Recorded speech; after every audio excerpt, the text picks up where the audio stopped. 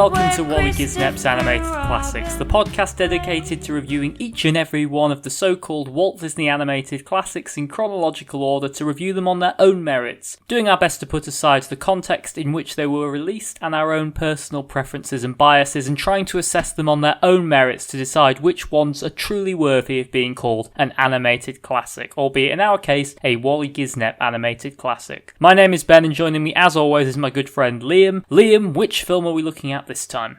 This week, Ben, we are returning to the 100 Acre Wood for a kind of sequel, kind of reboot, but at the very least, unconnected continuation of the very strange world of Winnie the Pooh. And despite all of my hoo-ha during The Princess and the Frog, I completely forgot about this film, and this is in fact the last traditionally animated classic. So they looked at Princess and the Frog and were like, clearly that's not working anymore, but we'll do it just one more time just to be sure. They half-heartedly did it.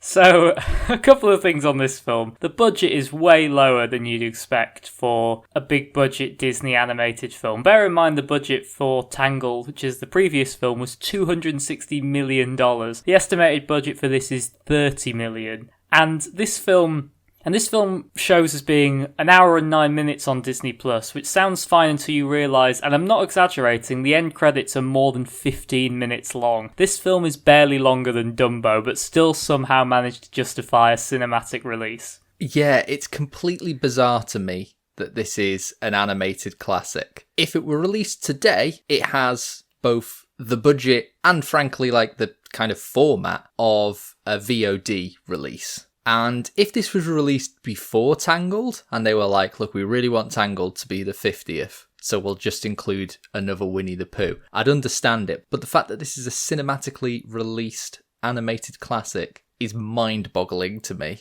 Just the comparison in budgets alone is so funny to me. I'm just picturing Steven Anderson, fresh off his work on Meet the Robinsons. Disney were like, we really enjoyed that film.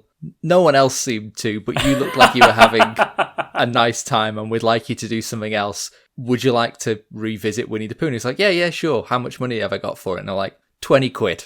Can I get some big stars? You can have John Cleese, so no. We'll get you John Cleese and Zooey Deschanel. What kind of Winnie the Pooh movie are we making here? You mentioned John Cleese. And one thing I really love about this film is they've gone back to the storybook format of the original with a narrator, in this case played by John Cleese, rather than the more typical just open, hey, here's a narrative without the, the book ending the narration and the interaction with the book that they've had for things like, the Tigger movie and the Heffalump movie, which weirdly enough were cinematic releases but not animated classics. So let's never think of those again.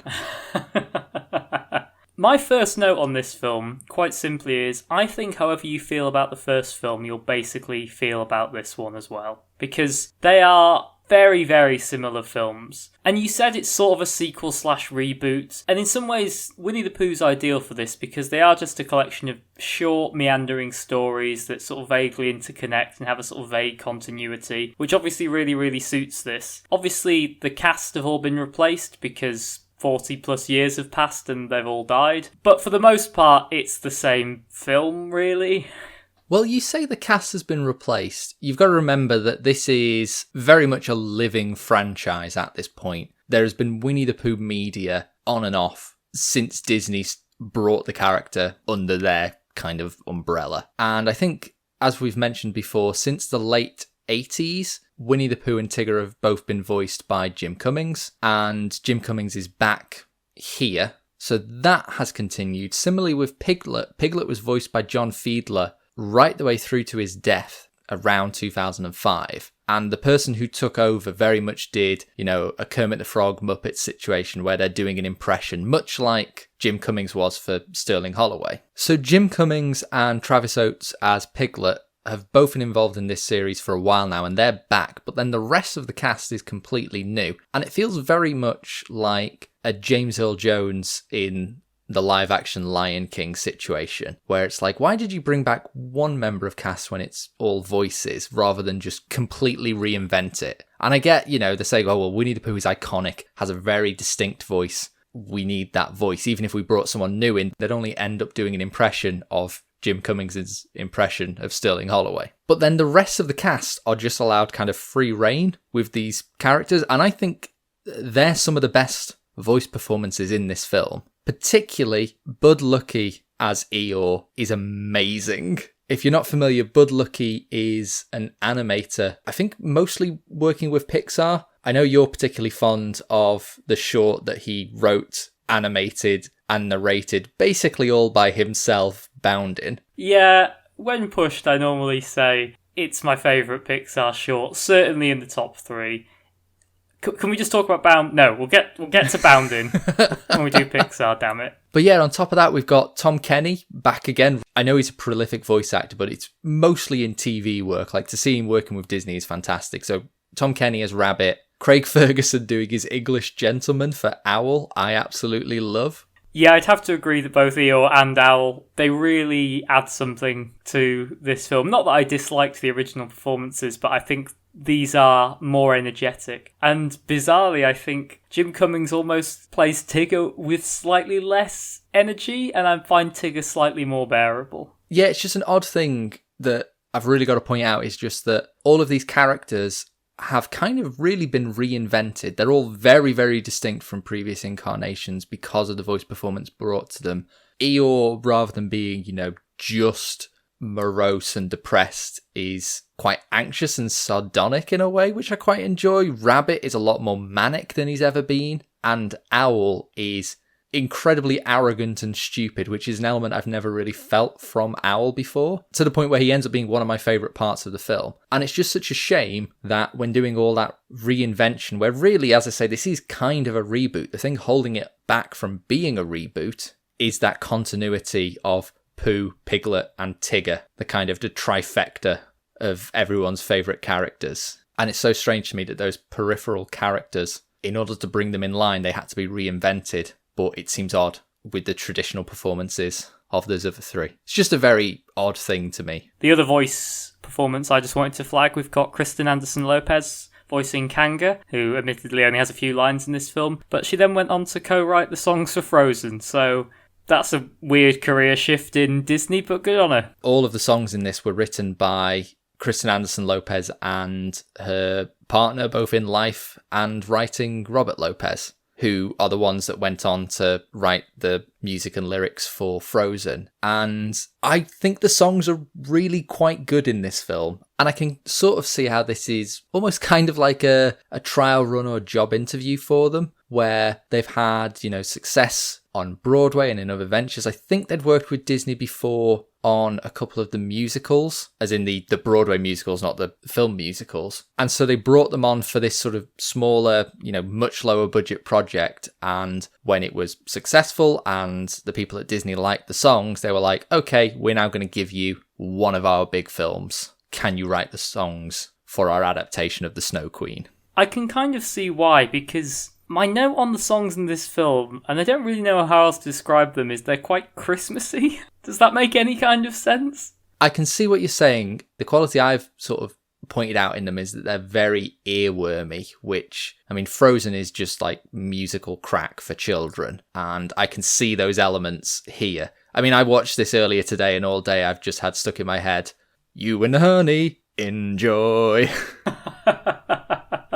So we've talked a little bit about the cast and background behind this film. Let's go through the plot of 2011's Winnie the Pooh before deciding who is the sexiest character in this film, and then finally deciding whether we think this film is worthy of being added to our own list of Waly Gisnep's animated classics. This film is fairly light on plot, but we'll have a little stab at it. So we open in much the same way we open in the original 1977 Many Adventures of Winnie the Pooh, with a live-action little tour around Christopher Robin's bedroom and all the real toys that inspire the stories of Winnie the Pooh. I have to say, I much prefer the visual design of this bedroom compared to the one in the original Winnie the Pooh film. Bit weird of the narrator to say this could be the room of any wealthy Edwardian boy, but like, hey, that's what they've gone for. And then we join the titular Winnie the Pooh doing his usual thing. His character motivation in this film is to find honey, which, to be fair, is normally Winnie the Pooh's character motivation. His house is full of empty honey pots, and he has a little song about trying to find honey. My thought watching this was, if I ever see someone's house and it's full of discarded food containers, I assume they're a drug dealer. Well, that's slightly different to my reaction, where when I was watching this, I was just thinking, this is very reminiscent of Depression-era Liam's bedroom. You mean when you were depressed, not from the 1930s? No, my great-great-grandfather, also called Liam, was a honey baron. Yeah, and that's basically our plot. Winnie the Pooh's both want and need is to get more honey. And it never gets more complicated than that. We do get a very loose framing device of the narrator says Pooh has something very important that he needs to do. And that is the name of chapter 1. I don't think we get any other chapters in this book, but fine. No, one thing I quite like about this film compared to the original is it's not a package film. These aren't 3 stories that they've crammed together. This is very much a kind of stream of consciousness narrative. So they never need to take the break and say chapter 2 because it just flows onto it. That's a really good point. And yeah, I think that's one of the reasons I think it's easier to watch as a constructed film. Is that because it is a constructed film? Funnily enough, yes. The very important thing is finding Eeyore a tail. He goes to see Eeyore. Eeyore finds out his tail's missing, so everyone decides they're going to try and find Eeyore a tail. This is 2 of the 3 plot points in this film, by the way. We're burning through it. Look, coming off the back of the convoluted mess of The Princess and the Frog, I'm just glad I can follow this film. Now, my next note, I feel sums up about 80% of the stuff that happens in this film, which is, it's basically just a series of Abbott and Costello routines with Winnie the Pooh characters. Of someone saying something, someone not understanding what they're saying, there being a bit of back and forth, and then Pooh asks for some honey. Rinse and repeat. Christopher Robin isn't even in this film, practically. To both of those points, I'm not sure if you're stating them as a positive or a negative, to be entirely honest. Okay, cards on the table. I didn't really enjoy when we watched the 1977 The Many Adventures of Winnie the Pooh. And even though I've emphasised that I think this film is very, very similar, almost to a fault, I had a lot more fun watching this film. I don't know if I was in a better mood, or it's just they've just rounded off some of the edges and it's just a little bit more focused. But I think these are good things. I think the jokes genuinely do work. They're quite simple, but obviously it's pitched at a young audience. But yeah, there is like a lot of fun and energy to these jokes. I feel it's a bit less rambly than the 1977 one. So cards on the table for me, you may remember I really enjoy the 1977 Many Adventures of Winnie the Pooh. I really enjoyed just the character of Winnie the Pooh and the world of the 100 Acre Wood. This film is everything I love about those things. The fact that you are able to have Abbott and Costello style wordsmithery for children is an incredible feat of writing. One of the first examples we get of this is Owl saying the word issue and Pooh and Eeyore assuming that Owl has sneezed. And just a back and forth confusing the word issue for the sound at you. And that's it. That's the bit. It goes on for like 2 minutes. And whether you are 5 or 50, you are interpreting it at the same level, which I love. And bear in mind, given how short this film is, 2 minutes is about 4% of the film.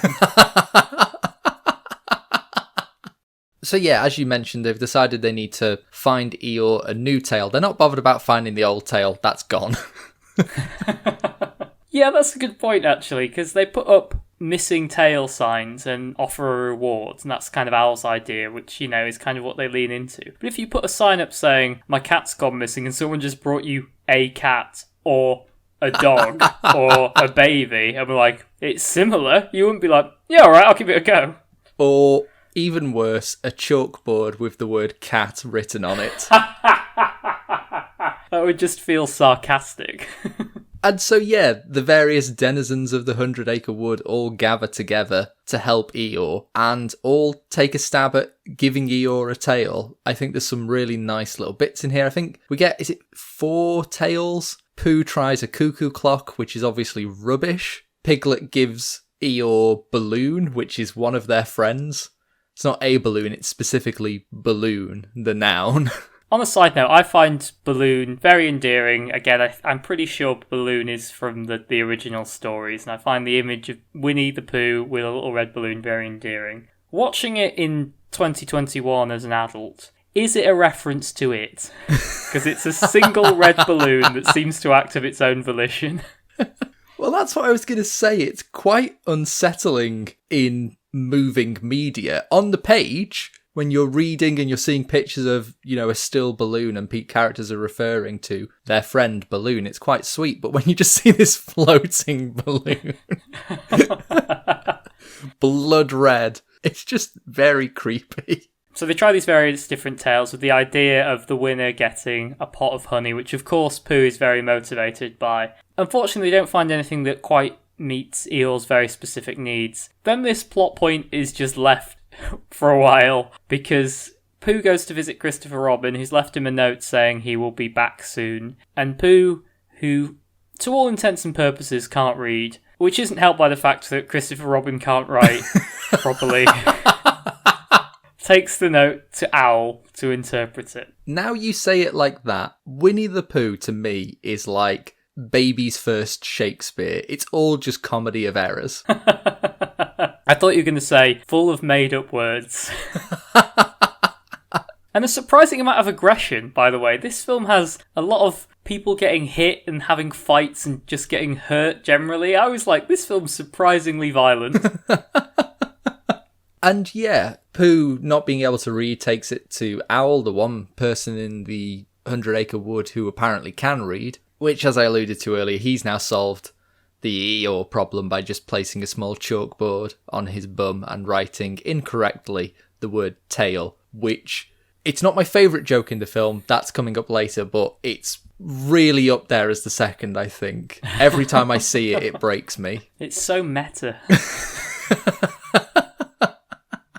And so Owl reads the note and, not really being able to read very well himself, comes to the conclusion that back soon is actually Baxon and believes that Christopher Robin has been kidnapped by a monster of his own making, a Baxon, leading to one of the musical numbers of the film, and probably my favourite musical number of the film, where Owl is singing to the rest of the characters what this creature is and what it does, and he's clearly just making it up on the spot, and they all start making things up on the spot and they all just get swept up into it. But what really makes it is, rather than just rotoscoping over pink elephants, this whole sequence is done in a chalkboard style drawings of all the characters, and it's so beautiful and it works so well and is just incredibly charming and engaging. I think it's the highlight of the film for sure. I think it's the best song, as you say. The chalkboard styling is really engaging. Beat for beat, in terms of the overall film, it's where Heffalumps and Woozles would be, where it's this made-up creature. I think the sequence works better, partly because it's not ripping off, as you say, pink elephants. But also there's something quite fun about... Maybe I'm reading too much into this, but I feel it's a little bit of a commentary on sort of cryptids and sort of general paranoia, where someone comes up with an idea and then everyone's just bolting stuff onto it to kind of map their own fears, which again is genuinely good. And weirdly, towards the end, it almost sounds like it's going into the mob song from Beauty and the Beast, where they're doing this back and forth of them all shouting and then Al saying something. It's really fun.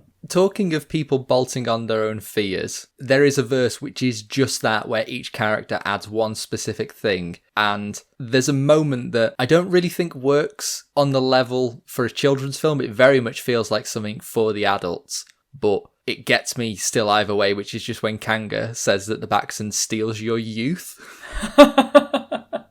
She's horrifying. Also, I don't think Kanga's that old. I mean, it is in kangaroo years. And so the group, minus Owl, decide to gather up all of the things that a Baxen likes to lure the Baxen so they can trap it and get their friend Christopher Robin back. I like their thinking that when someone is kidnapped by a monster, the monster just walks around carrying them for the foreseeable future. Now, this whole section, I think from these two films, this was the first time I was like, I think I get what these films are about. And what I mean by that is, this feels like the sort of thing I would do as a kid, where it's like, right, there's a monster, we've got to set a trap, we've got to hide and we've got to be careful. And that genuinely evoked in me that childhood gaming of everything and making things into this sort of adventure, and there being a bit of danger, but it's also quite exciting. That was the first time one of these two films made me feel like that, and not saying the sequence is perfect by any stretch, but I think I was on board with what was going on by this point. So our characters are now out in the wood. They kind of part ways a little bit, prepping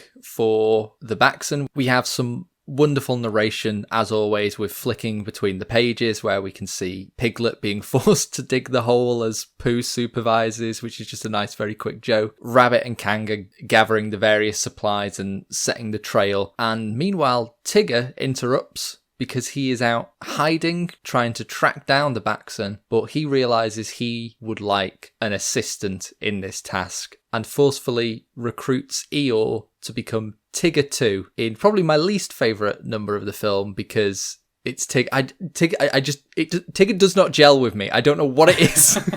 I mean, it's basically taking arguably the most lovable Winnie the Pooh character of Eeyore, and it's just Tigger assaulting him for 4 minutes. That's basically all it is. All to a song which I refuse to believe is not inspired by the Frosties commercial.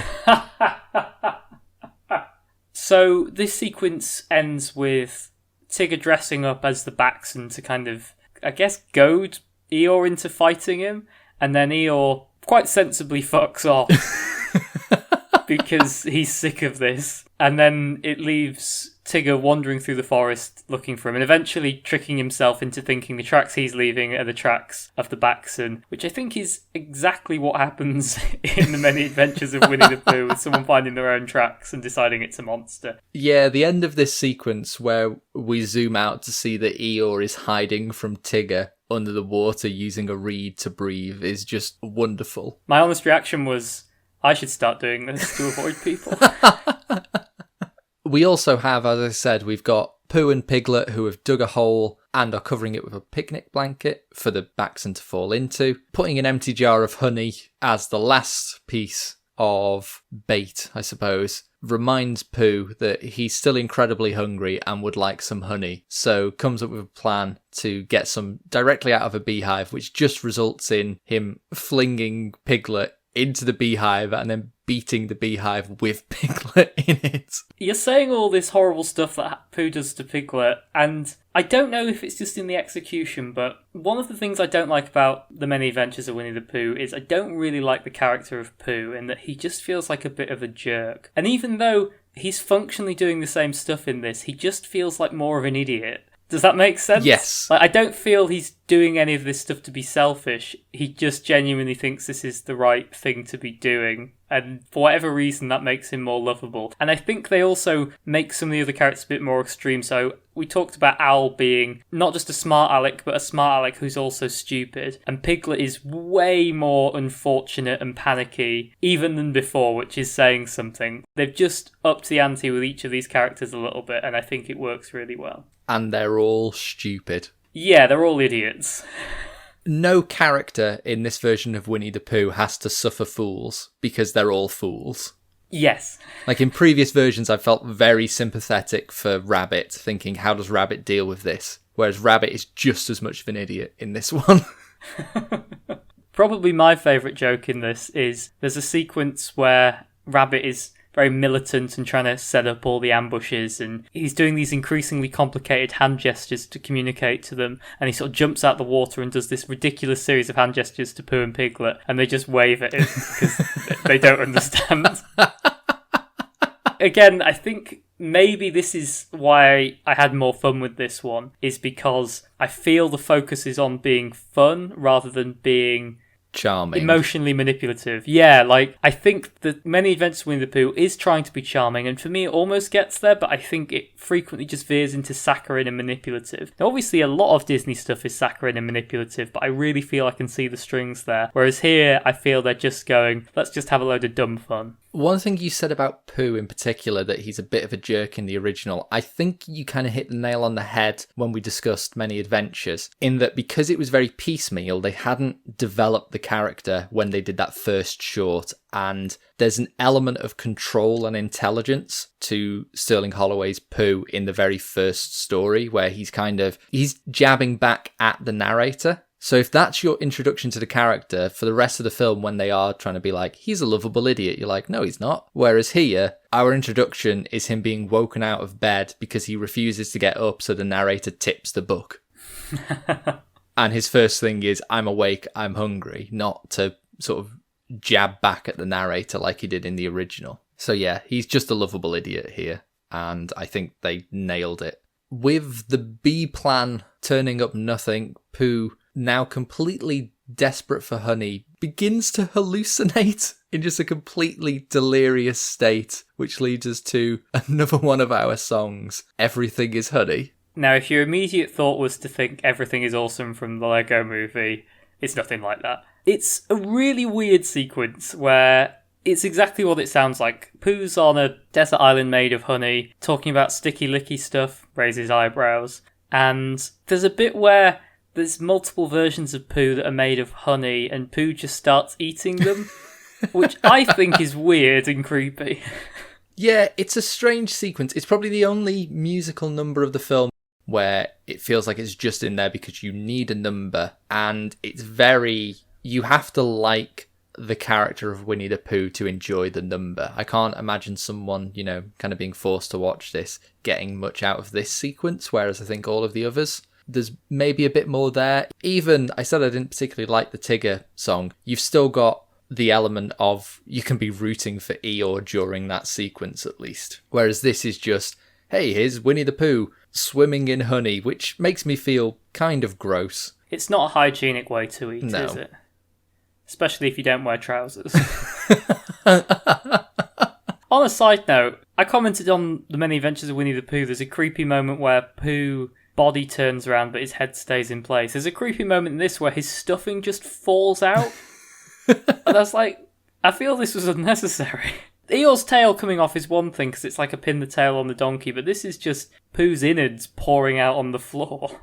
It's just one of those strange moments where the films have to remind us that half of these characters are stuffed animals. It's weird. I know I said this in Many Adventures, but it's weird that half of them are, but half of them aren't. And I can't remember if I've ever decided whether Tigger is supposed to be a stuffed animal or not. Or a real tiger. It's just a real tiger somewhere in Sussex or wherever the 100-acre wood is. This was inspired by my childhood toys and the time a tiger broke out of the zoo. And in Pooh's delirious state, he ends up eating some mud, and then it wakes him up from his daydreaming. He stumbles back to the picnic blanket and has completely forgotten that the honey they set out as a trap is an empty pot of honey, and just rushes to grab it and ends up falling into the pit. We're now moving into the third act of the film. Look, oh dear. It's simple, and I love that it's simple. That's fine. I said earlier my favourite joke was Pooh and Piglet waving at Rabbit. I realise it's not my favourite joke. My favourite joke is Rabbit seeing Pooh is trapped in the pit, and he has like a 5-second daydream of his brilliant idea working, rescuing Pooh, getting money, and then being admired by female rabbits, all in a very short space of time. And I was like, this is such a weird insight into this character. I really enjoy that as well. It's the implication that somehow rescuing Pooh gets him money. Because, yeah, they're looking for a way to get Pooh out of the pit. And just at that moment, Eeyore comes along singing that he's got himself a tail and reveals that the pond he was hiding in, he found an anchor and he's just using it as a tail. What happened in that pond? And so Rabbit's like, yep, we can use the anchor. We can throw the anchor down and Pooh can climb up. They throw the anchor down, but obviously it's very weighty. They throw it with too much force and they all just get dragged into the pit alongside it. This film is so stupid. It's still a better plot than Home on the Range. At no point does Eeyore do a finger snap with any of his tails. Nor is there just a random flash flood. Or a song about an old lady sadly thinking about cows. And obviously they're all panicking, they're in the pit, but they realise that not everyone is in the pit. Piglet is still up there, and so they ask Piglet to find something to help them out, and I think he brings a flower at first, which is very sweet. Where Rabbit's getting increasingly frustrated trying to get Piglet to understand what would be useful, telling him to get something longer. Piglet brings a book. Again, it's all this really nice wordplay on like double meanings of words and homophones, and it's just really nice, and the fact that it is accessible to such a young audience is an incredible achievement of writing to me. And that's what it leads to my favourite bit of the entire film. I think this is a perfectly written sequence where Rabbit suggests that they need a rope, to which Piglet's like, oh, well, we've got a rope right here, and just pulls it up. And Rabbit's like, okay, just throw the rope down so we can all climb up. And Piglet's like, all of you? Yeah, all of us. And Piglet just starts counting them for some reason. And then it's revealed that what he does is he cuts the rope into 6 pieces, 1 piece for each of them. Obviously, visually it works. But what I really enjoy about it is that it reminded me of, are you familiar with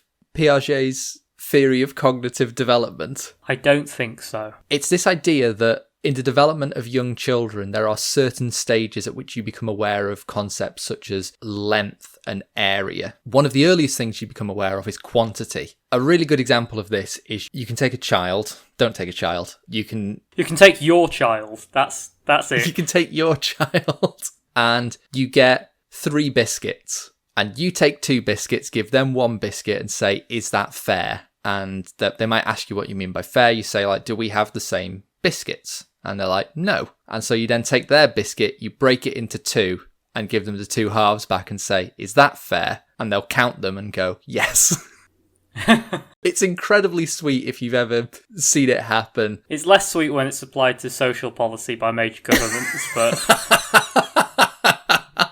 But I feel that this joke of cutting the rope into 6 is very much telling us the stage of development that the character of Piglet is at. Where, again, it's not stupidity, it's naivety and sort of youth, really. Like, they're very, very young characters. But then this leads into what I think might be the best written part of the film, where Rabbit is asking Piglet if he could tie them back together. It's like, can you not? And it just becomes this extended back and forth about misunderstanding and multiple meanings of the word not and not with a K. And it's just wonderfully written and wonderfully performed. If you've not seen this film, at the very least, look up Can You Not? If you've not seen this film. God damn it. Yeah, I walked into that one. But look up Winnie the Pooh, Can You Not? And it's just wonderful. So eventually Piglet goes to look for help, finds Balloon, and then is chased by Tigger, who is still dressed as the Baxon. Piglet shouts, it's the Baxon, so Tigger panics and thinks he's being chased. Long story short, they all end up in the pit. And then in a weird Deus Ex Machina, fourth wall breaking meta moment, Pooh makes a ladder out of all the letters and climbs out of the pit. I mean, the characters are interacting with the letters throughout the story, so I don't think it's completely out of nowhere. But this moment with the letters forming a ladder, allowing them to climb out of the pit, when it zooms out and shows the storybook again, and we can see the letters spell the words, and they all use the letter ladder to climb out of the pit, is right out of a children's storybook. That image is so perfect. I really like it. Obviously, it's complete nonsense that just it hits that point in the plot where they're like, right, we need to get out of the pit now. Pooh sees some honey on the top and is like, I'll build a ladder out of these letters. And just as they emerge from the pit in a moment with terrifying implications. Balloon shows up with Christopher Robin, and I'm not sure if Balloon was able to communicate to Christopher Robin that everyone was stuck. I don't want to know, really. And so everyone is saved, and they're going to thank the person responsible by giving them the honey. And it's obvious where it's going. They're building it up that they're going to give it to Pooh. But Balloon is also in the shot at every moment. Rabbit even says at one moment, and they're even wearing red today, which it's like, I don't think Balloon is wearing red. I think Balloon is red. But no, Pooh gets excited thinking they're going to give him the honey. They give it to Balloon, who just flies away with it. You're saying who just flies away with it, Liam. What happens is they tie a pot of honey to a balloon and the balloon sails off, presumably dropping the honey in someone's farm. Or killing some birds. One of the two. What a way to go. Just a pot of honey dropping on you from the sky. So confusing. Maybe that's what happened in, like, the lead masks case. That's a deep cut. Much like you'd have if a pot of honey dropped on your head. So with everything resolved, all the characters are safe again. It's been cleared up that Christopher Robin wasn't kidnapped, but he was at school because it's autumn. And he was saying that he will be back soon. Everything is back to normal. Pooh still doesn't have any honey. Eeyore doesn't have a tail. But we're 50 minutes in at this point. So, in a moment that will surprise no one, Pooh is still looking for honey and just goes back to Owl's house again just to ask for some honey. And on ringing the doorbell, he realises eventually that Owl's new door ringer is in fact Eeyore's tail. He returns it to Eeyore. My favourite Eeyore moment is they ask Eeyore if he's happy now he's got his tail, and he says, "No, but I really like this tail," which I think is one of the best descriptions, very sincerely but also very funnily, of interacting with someone who's very unhappy, where I'm happy with this thing, but that doesn't mean I'm happy overall. And because Pooh found the tail, he finally gets the prized pot of honey, which is inexplicably enormous, and he just decides to swim in it. I have no idea how Christopher Robin got hold of that pot. I assume his parents are beekeepers. That's the best explanation I've ever had. Christopher, we're just off to deliver the latest... we're just off to deliver the latest batch of honey. Have you seen it? Christopher, there's some of your toys floating in this honey. And that's the plot. That's literally it. There's a really charming little credit sequence. Weirdly, there's a post-credit sequence. We are very much in the middle of Marvel hype, so they put in a little post-credit sequence where you actually meet the Baxon, and it's kind of everything they've described, but also it's not really a monster. It's just like a nice, bumbly guy who picks up all the things that have been left out and then inadvertently falls in the pit. It's utterly bizarre. I was not aware of this post-credit sequence until you told me about it today. I stumbled across it purely because I was like, these credits are 15 minutes long, there must be something in here, and I was just flicking through and I was like, oh, there's a little animation in the middle of it, which is nice. The credits themselves are wonderful. It's basically a recreation of the plot, the events of the film, but in the form of how Christopher Robin will have set it up using the stuffed animals in his room. And it's simple things like Piglet being sat on the bed with the cuts of rope, and that,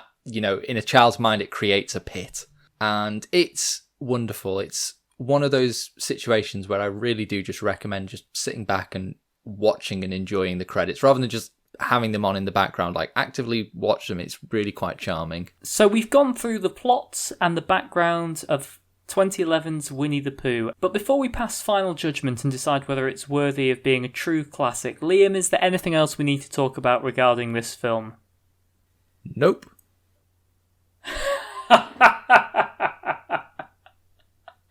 No, I'm afraid we do need to decide which character is the sexiest character in Winnie the Pooh. As always, we're referring to characters that we feel are unnecessarily or inappropriately sexualized for a family entertainment film. And my word, this might be the most sexless of all of the Disney animated classics.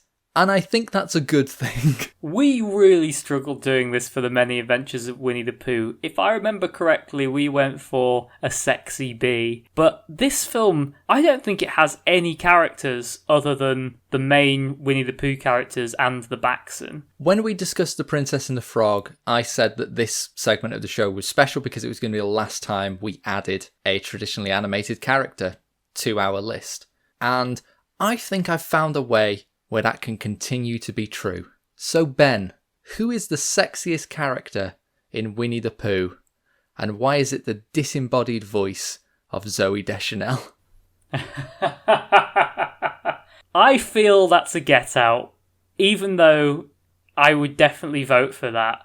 When I was talking with someone about the sexiest character in the many adventures of Winnie the Pooh, I'd initially put forward Kanga, who isn't really sexualized in any way, but they did point out Kanga has had at least one sexual experience because she has a child. So on that very, very loose basis, I'm going to go Kanga, but I'm also happy to say the disembodied voice of Zooey Deschanel. If you'll allow me to have my vote, I'll stick with that. If I have to pick a physical character that we see on the screen, I'm going for Balloon. Okay, well, it's a three-way tie between Kanga, Balloon, and the disembodied voice of Zooey Deschanel. So let us know in the comments which of those you'd vote for. We haven't really talked about it, but I really enjoyed it. She did a lot of the singing for the songs in this, because how do you package English tweeness for an American audience? And the answer is you don't. You convert it into American, like, weirdness and kind of like cutesy quirkiness. And that's just a perfect choice for singer for that. So I think they did really well with that. Her version of Winnie the Pooh is wonderful. And with that, all that's left to do is to decide whether or not we believe Winnie the Pooh does enough to earn a place on the prestigious list of Waly Gisnep's animated classics.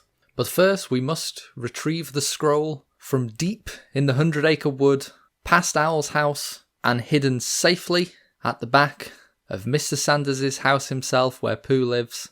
We have the vault. I get there, and it's already open. Look inside, and the scroll's still there, but oh look, it looks like someone has already came along and written in childish scrawl, Winnie the Pooh. So we have a slightly different question today, Ben. We have to decide whether or not Winnie the Pooh is going to stay on the list of Waly Gisnep's animated classics. Okay, I had quite a lot of fun with this film. I think it is an improvement on the 1977 one. Even though maybe on a different day I'd go the other way and say I preferred the original, but I did have a lot more fun with this film. And aside from all the stuff we said about the writing being tighter and the characterization being a bit more fun, and as I say, for me personally, I think I got the being a kid aspect of it. You know, Pooh even has a very small character arc where at the end, where he's presented with the choice of getting some honey or giving Eeyore his tail back, he gives Eeyore his tail back. You know, he's done something selfless. Like, it's not complicated, but it is technically a character arc. That choice then results in him getting more honey, making it a bit of a moot point. Fair, but I don't think Pooh thinks that far ahead. So I had a lot of fun with this film. I don't think it's worthy of making the list, though. I guess my best comparison point is going to be Hercules, which is kind of, in some ways, the opposite problem, in that Hercules has too much going on and it's just a bit of a mess, whereas this is an incredibly simple film. But both of them I have fun watching, and I would happily watch them again, but I don't walk away feeling any different. I don't feel they're really adding much, and I don't really feel much watching this film. I have a nice time, but I don't feel moved or anything like that. So I'm not going to say this is a bad film, but for me it's a no. I think this is a perfect film. I think everything it aims to do, it achieves 100%. All of the jokes land, which is not something I can say for a lot of Disney films. I think it's incredibly charming, and I think the new cast brought a lot of characterization to some characters that had maybe been sidelined in the past. If you are looking for a jaunt into the 100-acre wood, you cannot beat 2011's Winnie the Pooh. I don't even think it's close between this and the 77 version. I think this improves on it in every way. Obviously, it is standing on its shoulders, and there's going to be a lot of elements where, like, well, that wouldn't exist if it wasn't for the 77 version. It's like, I'm fine, I'll accept that. But if I have a 4-year-old who has never heard of Winnie the Pooh by that point in their life, this is what I'm going to show them.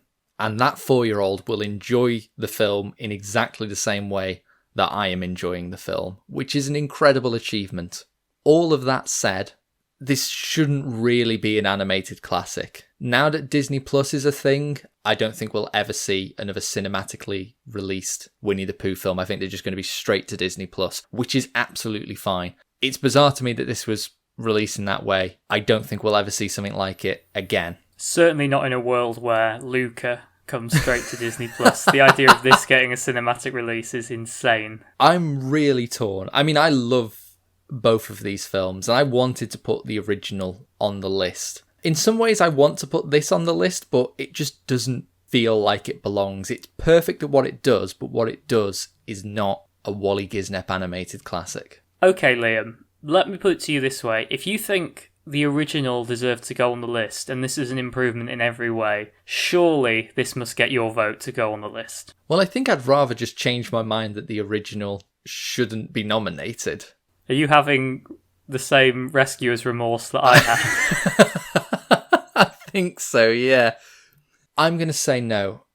As I say, for what this film sets out to be, it achieves perfectly. But that vision and that achievement is not an animated classic, so it's certainly not really worthy of being on the list of Waly Gisnep's animated classics. But if you have not seen this film, I 100% recommend you see it. If you've never heard of the character of Winnie the Pooh before, this should be your introduction. Imagine someone listening to this who's never heard of the character of Winnie the Pooh before. Here's a podcast talking about a character I've never heard of and a film I've not seen.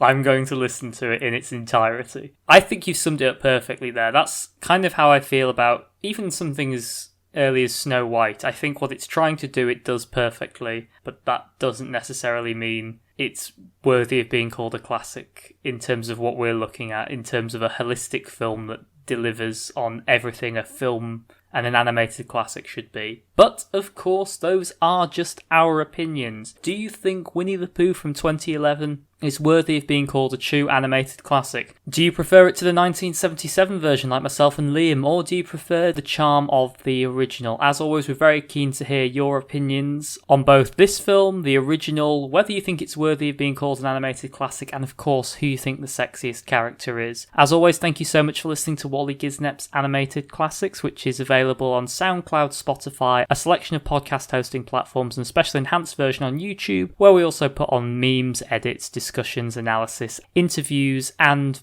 various pieces on animated films. And speaking of animated films, there are always more to talk about. So Liam, which film are we looking at next time? Next time, Ben, we are off to the arcade because we are taking a look at Disney's deep dive into the world of video gaming in the form of Wreck-It Ralph.